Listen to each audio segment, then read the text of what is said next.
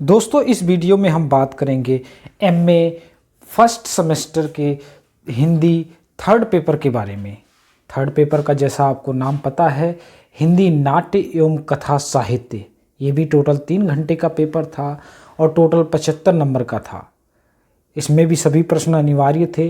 प्रत्येक प्रश्न के लिए शब्द सीमा लगभग 800 शब्द निर्धारित थे। प्रश्नों के सभी के आगे अंक अंकित थे। तो फर्स्ट क्वेश्चन था, निम्नलिखित में से 3 गद्यांशों की सप्रसंग व्याख्या करनी है। तो का में है, बहुत छुटपन से ही मैं स्त्री के समान करना जाता हूँ। साधारण जिन स्त्रियों को चंचल और कुलभ्रष्टा माना जाता है, उसमें एक दैवी शक्ति भी होती है।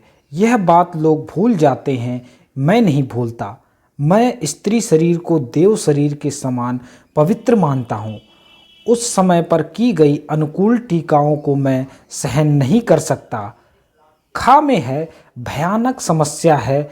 मूर्खों ने स्वार्थ के लिए साम्राज्य के गौरव का सर्वनाश करने का निश्चय कर लिया है।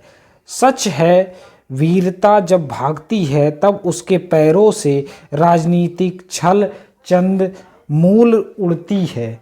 गा में है, सेत सेत सब एक से जहाँ कपूर कपास, ऐसे देश कुदेश में कबहू न कीजे वास।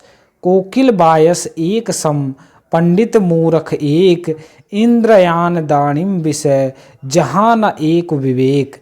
बस यह ऐसे देश नहीं, कनक वृष्टि जो होए, रहिए तो दुख पाइए, प्राण दीजिए रोए। घा में है, वैवाहिक जीवन के प्रभात में लालसा अपनी गुलाबी मादकता के साथ उदय होती है और हृदय के सारे आकाश को अपने माधुर्य की सुनहरी किरणों से रंजित कर देती है। फिर मध्याह्न का प्रखर ताप आ जाता है। क्षण क्षण पर बगुले उठते हैं और पृथ्वी कांपने लगती है। लालसा का सुनहरा आवरण हट जाता है और वास्तविकता अपने नग्न रूप में सामने आ खड़ी होती है। लास्ट है 5वां, उन आँखों में विभिन्न सा भाव था, मानो मालती के भीतर कहीं कुछ चेष्टा कर रहा हो, किसी बीती हुई बात को याद करने की, बिखरे हुए वायुमंडल को पुनः जगाकर गतिमान करने की, किसी टूटे हुए व्यवहार तंतु को पुनर्जीवित करने की और चेष्टा में सफल ना हो रहा हो। ये टोटल 5 क्वेश्चंस थे, जिसमें केवल 3 ही करने थे। दूसरा क्वेश्चन है, नाट्य शिल्प से ध्रुव स्वामिनी नाटक का मूल्यांकन कीजिए। ये टोटल 12 नंबर का क्वेश्चन था, लेकिन इसमें टोटल 2 क्वेश्चन हैं, एक ही करना है। ध्रुव स्वामिनी नाटक के मूल में नारी समस्या प्रधान है, सोदाहरण स्पष्ट कीजिए। तो ये टोटल 2 क्वेश्चन हैं, इनमें केवल एक ही क्वेश्चन करने हैं। तीसरा है, अंधेर नगरी किस अर्थ में कृति है, विवेचना कीजिए। ये भी 12 नंबर का क्वेश्चन है, लेकिन इसमें दूसरा क्वेश्चन भी है। उसने कहा था, कहानी का सारांश अपने शब्दों में लिखिए। टोटल 2 क्वेश्चन थे, केवल एक ही करना था।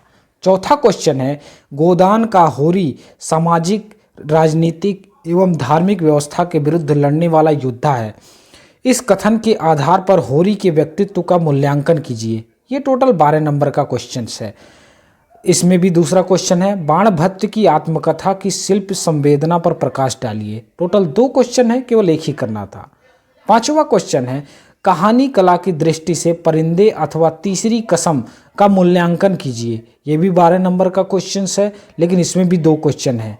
दूसरा है, उसने कहा था, कहानी का सारांश लिखिए। टोटल 2 क्वेश्चन, केवल इसमें से एक ही करने थे।